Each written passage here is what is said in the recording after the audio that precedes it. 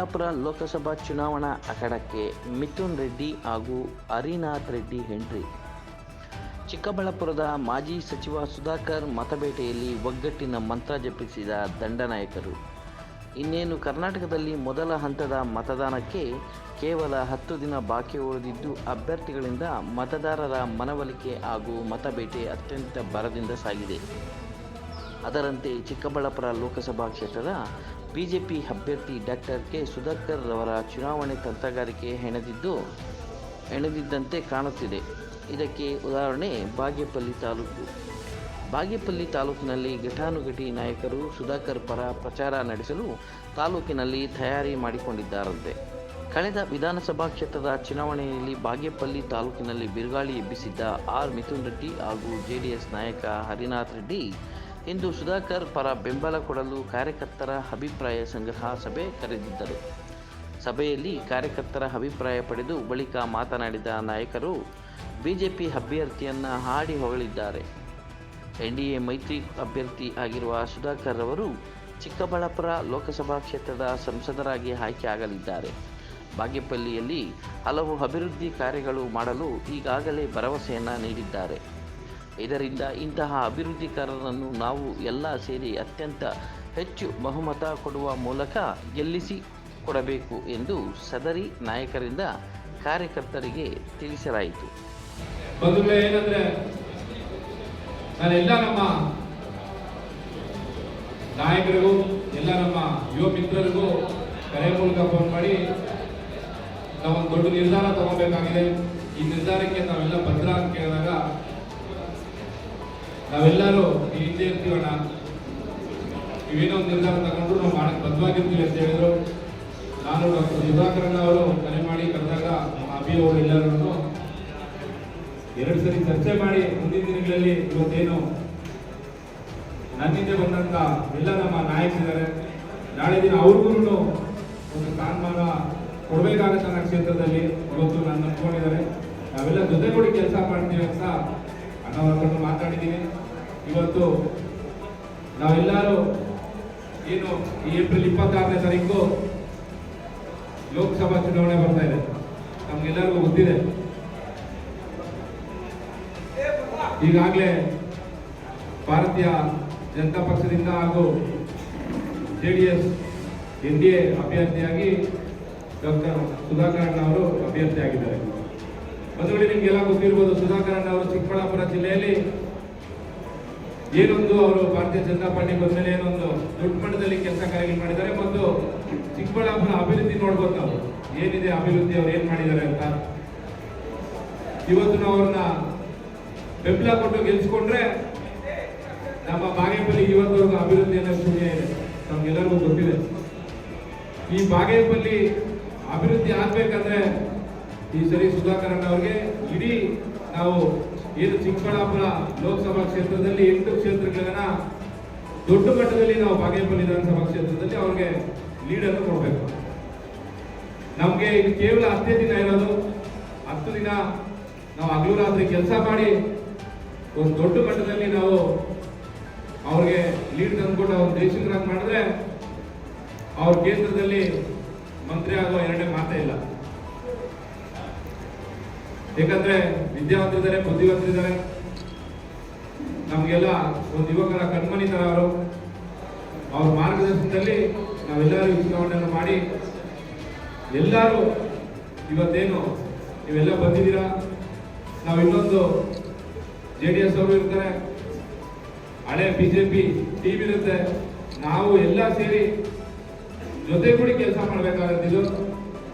ಯಾವ ತರ ಭಿನ್ನಾಭಿಪ್ರಾಯಗಳು ಬಂದ್ರೆ ಅದನ್ನ ದಯವಿಟ್ಟು ಅಲ್ಲಲ್ಲಿಗೆ ನೀವೇ, ಯಾಕಂದ್ರೆ ಬಂದಿರೋರೆಲ್ಲ ಲೀಡರ್ಗಳೇ, ಯಾರೇನು ಸಾಮಾನ್ಯ ಕಾರ್ಯಕರ್ತರಿನ ಯಾರಿಗೂ ನಾವಿನ್ನ ಮಾತಾಡಿಲ್ಲ. ಇವತ್ತು ಬೂತ್ ಮಟ್ಟದಲ್ಲಿ ಕೆಲಸ ಮಾಡೋಣ, ಹೋಗಿ ಪ್ರತಿ ಮನೆಗೂ ಪಾಂಪ್ಲೆಟ್ ತಲುಪಿಸಿ ನಾವು ಸುಧಾಕರಣ್ಣ ಅವರಿಗೆ ಮತಯಾಚನೆ ಮಾಡೋಣ, ಸುಧಾಕರಣ್ಣ ಅವ್ರನ್ನ ಜಯಶೀಲರಾಗಿ ಮಾಡೋಣ ಅಂತ ಎಲ್ಲರೂ ತಾವೆಲ್ಲ ಏನು ಈ ಕಾರ್ಯಕ್ರಮ ಬಂದಿದ್ದೀರಾ, ತುಂಬಾ ಧನ್ಯವಾದಗಳು. ಈ ದಿನ ಸುಧಾಕರ್ ರೆಡ್ಡಿ ಅವರಂದ್ರೆ ಸುಧಾಕರ್ ರೆಡ್ಡಿ ಅವರಿಗೆ ಜೆಡಿಎಸ್ ಬೆಂಬಲಿತ ಅಭ್ಯರ್ಥಿ ಬಿಜೆಪಿಯಿಂದ ನಮ್ಮ ಕ್ಷೇತ್ರಕ್ಕೆ ಕೊಟ್ಟಿದ್ದಾರೆ. ಬಿಜೆಪಿಯಿಂದ ಈಗ ನಮ್ಮ ಕ್ಷೇತ್ರದ ಅಭ್ಯರ್ಥಿ ಆಗಿದ್ದಾರೆ. ಅವರಿಗೆ JDS ಮತ್ತು ಬಿಜೆಪಿ ಅವರೆಲ್ಲ ಒಟ್ಟಿನಿಂದ ಕೆಲಸ ಮಾಡಬೇಕು ಅಂತ ಈ ಸಮಯದಲ್ಲಿ ಹೇಳ್ತೀನಿ. ಮತ್ತೆ ಸುಧಾಕರ್ ರೆಡ್ಡಿ ಅವರಂದ್ರೆ ನಮ್ಗೆಲ್ಲರಿಗೂ ಗೊತ್ತಿರೋದೇ ಅಭಿವೃದ್ಧಿ ಅಧಿಕಾರಗಳು ಅಂತ ಹೇಳ್ಬೋದು. ಯಾಕಂದ್ರೆ ಅಭಿವೃದ್ಧಿ ಮುಂದೆ ಇದ್ರೆ ಸುಧಾಕರ್ ರೆಡ್ಡಿ ಹಿಂದೆ ಇದ್ದಾರೆ. ನಮ್ಮ ಕರ್ನಾಟಕ ರಾಜ್ಯದಲ್ಲಿ ಎಲ್ಲಾ ಡಿಸ್ಟ್ರಿಕ್ಟಲ್ಲೂ ತಗೊಂಡ್ರು ಕೇವಲ ಅವರು ಚಿಕ್ಕಬಳ್ಳಾಪುರದಲ್ಲಿ 10 ವರ್ಷ ಮಾತ್ರ ಶಾಸಕರಾಗಿ ಕೆಲಸ ಮಾಡಿದ್ದಾರೆ. ಆ ಈಗಿನ ಪರಿಸ್ಥಿತಿಯಲ್ಲಿ ಸುಧಾಕರ್ ರೆಡ್ಡಿ ಅಭಿವೃದ್ಧಿ ಅಂತಂದ್ರೆ ಈಗಿನ ಉಪಮುಖ್ಯಮಂತ್ರಿಯಾದಂತಹ PK ಶಿವಕುಮಾರ್ ಅವರನ್ನು ಎದುರಾಕೊಂಡು ಆ ಕ್ಷೇತ್ರಕ್ಕೆ ಕನಕಪುರ ಕ್ಷೇತ್ರಕ್ಕೆ ಆಗಿರ್ತಕ್ಕಂತಹ ಮೆಡಿಕಲ್ ಕಾಲೇಜನ್ನು ಅವ್ರಿಗೆ ಬಿಟ್ಟುಕೊಡ್ತೀರಾ, ಅವ್ರನ್ನ ಎದುರಾಕೊಂಡು ಬೇರೆ ಸಂದ್ರ ನಮ್ಮ ಬಾಗೇಪಲ್ಲಿ ಪಕ್ಕದ ಕ್ಷೇತ್ರ ಇಲ್ಲಿಂದ 15 ಕಿಲೋಮೀಟರ್ ಇರ್ತಕ್ಕಂಥ ಬೇರೆ ಸಂದ್ರಕ್ಕೆ ನಮ್ಮ ಮೆಡಿಕಲ್ ಕಾಲೇಜ್ ಮಾಡಿರುವುದಂತಂದ್ರೆ ಅದು ಸುಧಾಕರ್ ರೆಡ್ಡಿ ಅವರ ಗಣಿತ ಸುಧಾಕರ್ ರೆಡ್ಡಿ ಅವರು ಒಬ್ಬರಿಗೆ ಸೇರ್ತಾರೆ. ತಮಗೆಲ್ಲರಿಗೂ ಗೊತ್ತಿರುತ್ತೆ. ಅದೇ ತರ ಇನ್ನೊಂದು ಸಾಯಿಬಾಬಾ ಮೆಡಿಕಲ್ ಕಾಲೇಜ್ ಮಾಡಿದ್ದಾರೆ. ಒಂದು ನಂದಿ ಹಿಲ್ಸ್ ಟೂರಿಸಂ ಡೆವಲಪ್ಮೆಂಟ್ಗೆ ಅಂತ ರೋಪ್ ವೇ ಮಾಡಿದ್ದಾರೆ. ಪ್ರತಿಯೊಂದು ವಿಲೇಜ್ ಅಲ್ಲೂ ಪ್ರತಿಯೊಂದು ಹೋಬಳಿ ಹೆಡ್ ಕ್ವಾರ್ಟರ್ ಅಂಬೇಡ್ಕರ್ ಭವನ ಮಾಡಿದ್ದಾರೆ. ಬಾಗೇಪಲ್ಲಿ ಚಿಕ್ಕಬಳ್ಳಾಪುರ ನಮ್ಮ ಡಿಸ್ಟಿಕ್ ಅಲ್ಲಿ ಒಂದು ಸುಂದರವಾದಂತ ಅಂಬೇಡ್ಕರ್ ಭವನ ಮಾಡಿದ್ದಾರೆ. ಒಂದು ಕೋರ್ಟ್ ಮಾಡಿದ್ದಾರೆ, ಬಸ್ ಸ್ಟ್ಯಾಂಡ್ ಮಾಡಿದ್ದಾರೆ.